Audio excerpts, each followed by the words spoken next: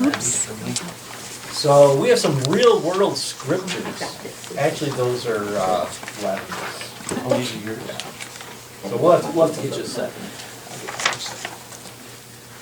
So real world scriptures today about how the world can get into our Christian lives. So we're nearing the end of, well, ish, of Numbers, and we get to see how Israel either evolves or devolves, whatever the case may be. So Numbers 25, we're going through chapters 25 through 27. While Israel was staying in Shittim, I always had trouble with that, the men began to indulge in sexual immorality with Moabite women, who invited them to the sacrifices of their gods. Now, this is a large area in the plains of Moab, directly across from Jericho, east of the Jordan, just north of the Dead Sea. And Gary gave us a good map. It should be... Just towards the top, about an inch down Okay. to the top, right above the Dead Sea. Ah, perfect. You see it says Abel. Did you get in early? Oh, yeah, it's in Okay. there. Okay. I know it's in here. Abel, Shittim, and across you see Jericho, and then the plains of Moab. So perfect, Gary. Thank you. It's amazing how far they traveled from the middle left down on the green arrow all the way up. It's a long travel just to avoid Edom and Yeah, Moab. it's amazing how far you can get in 40 years, huh? Yeah. And how much faster it would have been if they just would have listened to God when He said, "Look, I'm giving you the land. Just go." It would have been a very short trip. So this is the end of the wilderness wanderings, just before they cross the Jordan into the Promised Land. And chapter 25 tells us that Moses didn't have to just guard against the attacks by surrounding armies. He also had to battle against spiritual attacks, because the little g gods and Satan were working on these women, working on these men who worshipped other gods, and now they start working on the Israelites. And once the Israelite men began to relax their morals in one area, they began to get into other areas. They expect that these women that were seducing, the Moabite women who were seducing the Israelite men, they were actually temple prostitutes for the pagan gods. And the Moabite god, Baal of Peor, actually, as part of their worship, was orgies, sexual events like that. So these women were actually worshiping their god and seducing the men, the Israelite men, to worship their god. They were inviting. They were inviting, yeah. We talk about inviting to church. This is totally different. Totally different. Okay. But yeah, we're gonna talk a lot about inviting in our sermon today. So I get to preach on some of my favorite scriptures, Romans chapter 10 verses 14 and 15. So just gonna love it today. So Baal Peor in verse 3, that's the Moabite god. So it's not just a place, it's actually a god that they worship. And the women who seduced the Israelite men were recruited by Balaam, as we'll find out later in Numbers chapter 31, verse 16. It tells us there that they were the ones who followed Balaam's advice and enticed the Israelites to be unfaithful to the Lord in the Peor incident. So a plague struck the Lord's people. So in Numbers 31:16, they're kind of doing a flashback No, of I what got it. happened. So Balaam really didn't go back to his homeland, he just stayed around and helped corrupt. He just hung around. So in the previous chapters, I think it was last week, it looked like Balaam might have been kind of turning the corner. He might have been deciding to follow the one true God, but as we see, he is more focused on profit than anything else. And we also saw last week where in the book of Balaam, this guy was pretty popular. He was a popular sorcerer, and his name was out there. You floated out a couple of verses that he was mentioned later in the Bible, and he also showed up in Revelations 2, Yes, he does, yeah. warned against nasty. So he's not a good guy. Yeah, and his dumb ass hooked in. But thank goodness it did, otherwise the angel of the Lord would have killed him. Would Yeah. have killed him right there. Yeah. So one of the guys, one of the Israelite men, was so bold, he just marched a Midianite woman, one of the temple prostitutes, right into the camp, right past Moses and the whole assembly. And Phinehas, son of Eleazar, the son of Aaron, he saw this, he left the assembly, took a spear in his hand, followed the Israelite into his tent, and drove the spear through both of them, right through the Israelite man and into the woman's stomach. That kind of leads a little bit, you know, Yeah. And as the to what both they're of up them to. out. Yeah. And Phinehas, as we've heard in Exodus chapter 6, verse 25, he's the grandson of Aaron. And in Exodus chapter 6, verse 25, it tells us, Eleazar, son of Aaron, married one of the daughters of Putiel, and she bore him Phinehas. So Phinehas is part of the lineage of Aaron. Verse 11, Phinehas, son of Eleazar, son of Aaron the priest, has turned my anger away from the Israelites, since he was zealous for my honor among them, as I am.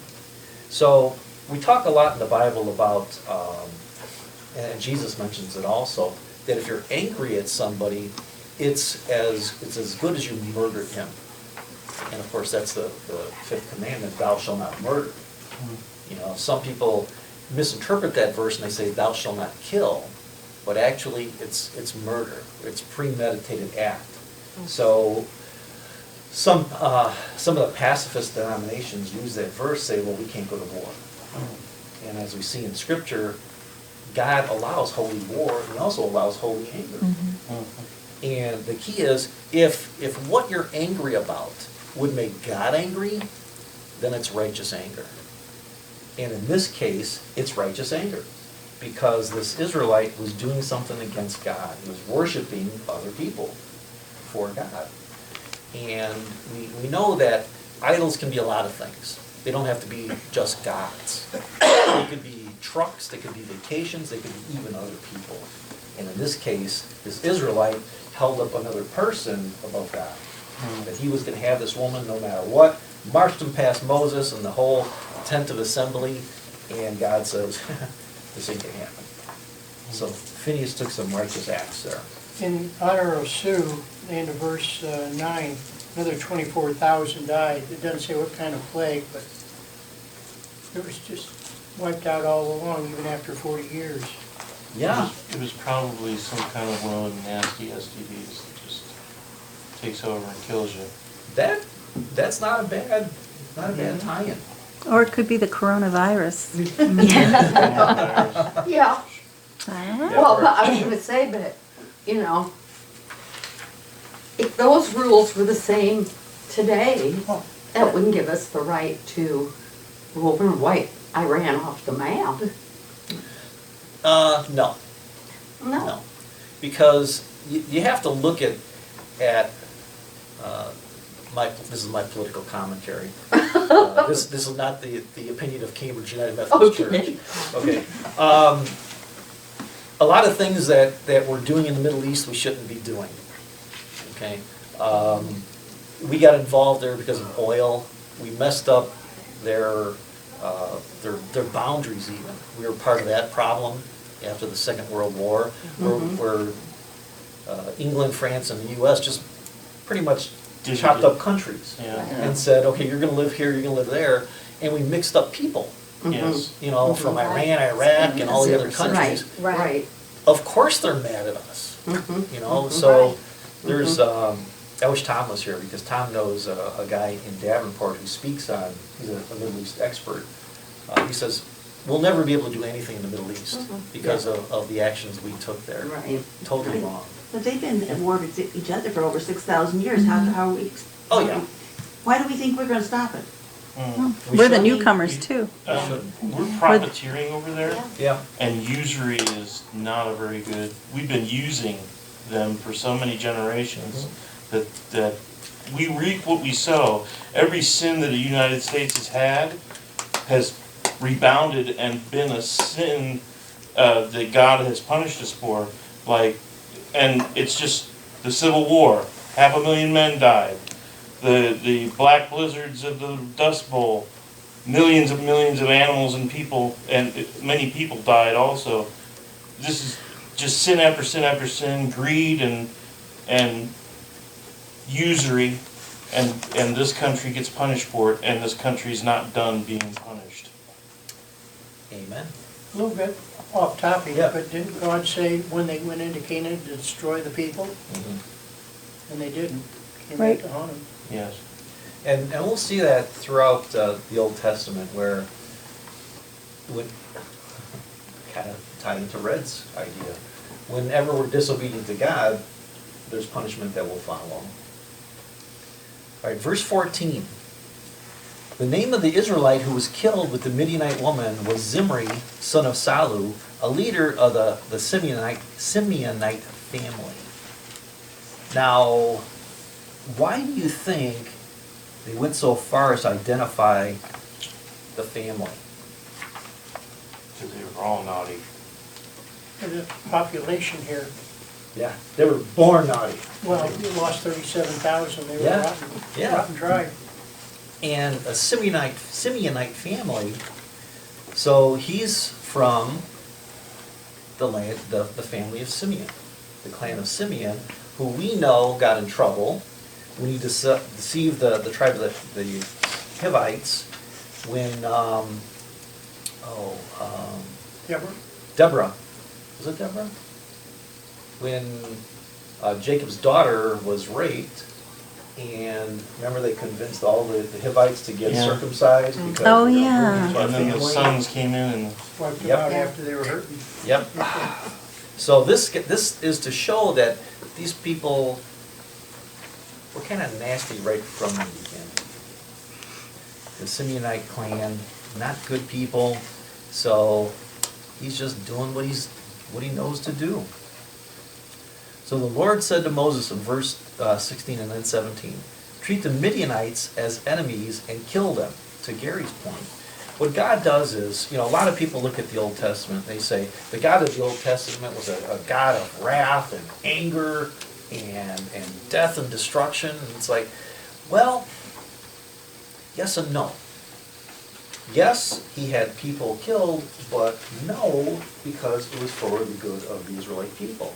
Because God knows, he knows everything from start to finish, and he knows that these people are going to infect his Israelites, his people, with their religious attitudes and with their sacrifices, and sooner or later, they're going to start worshiping the pagan gods.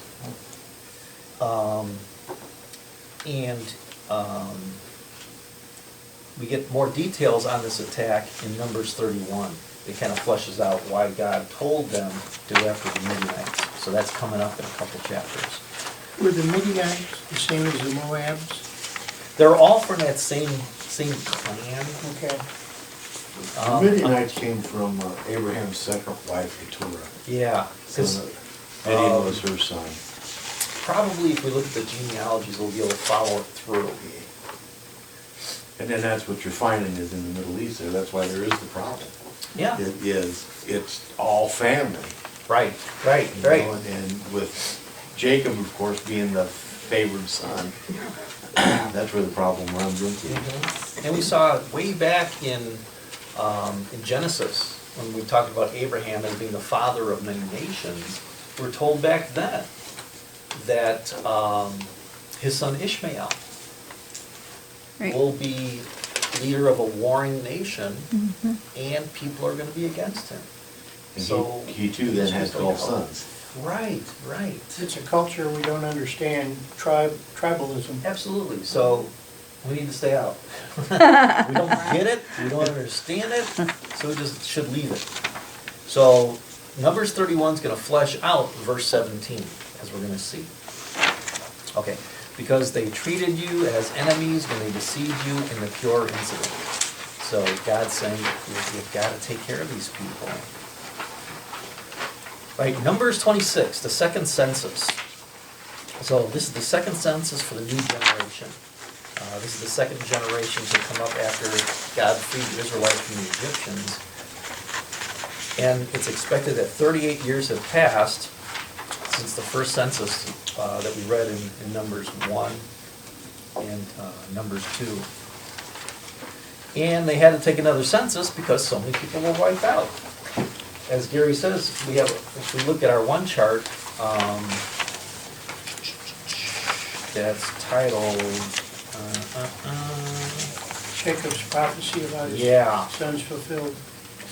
we look at that, and including the Levites, there's a net loss of 820 people, but we can kind of see which families took the biggest hits. And then below that little chart is a description of Jacob's blessings, or lack thereof, for his sons. So a lot of people died. The whole first generation that left Egypt has now died, either through natural deaths, or through calamities, or through plagues, or through being swallowed up by the earth, because they did awful, awful stuff. And then here we get to the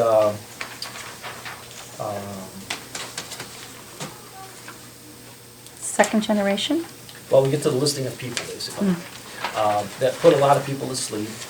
And I'm glad you struggled through it, because there's still some We good should stuff. have just made a separate flyer. It should have been a bulletin insert. A It should pull-out have been. section Yes, if it you should wish have to, been. yes. About the census. The first census, they listed Ephraim first. Uh-huh, The second census, they listed Manasseh. right, we're gonna get to that. There's a significance to that. I thought there must be, but I didn't know what it was. Massive. And another Joseph's question. son. Yep, that's Joseph's son, and we'll get to the reason for that. And it's a very good catch, because everything in the Bible has a reason. I have another question Yeah. then. Why is it that I was taking notes when I was, She's got a whole list. why is Gad the third one on the list when they separated dished out the land? Because I thought he should be down there with the other ones that were, Gad was the child of Zilpah. Let's take a look real quick at the prophecies. It's on the backside of where Jacob's prophecies about his sons fulfilled. And it tells us that verse 19 simply notes that Gad would be effective in military struggles.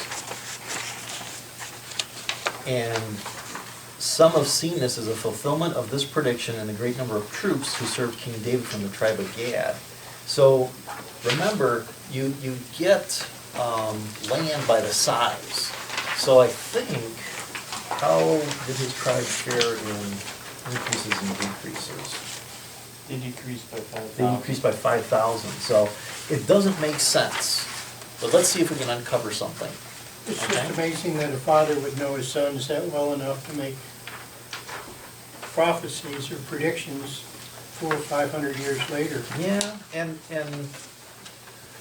I think part of it is, Gary, he saw how they acted as they were growing up. And I think unless there's somebody to break the cycle, the family just continues down the same road. Okay. And unfortunately, we see that today, where if there's not someone there to break the cycle, the problems of the family still continue. And it's not really the kid's fault, because it's all they see. If they see mom and dad drinking and stealing stuff, to them that's normal. They don't know that it's not wrong to take other people's stuff. But if there's one kid in the line who says, this isn't right, this isn't what I'm hearing at school, or this isn't what I'm hearing in church, and they break the cycle, then they'll continue. I think, just my opinion. Well, I have a question. Yeah.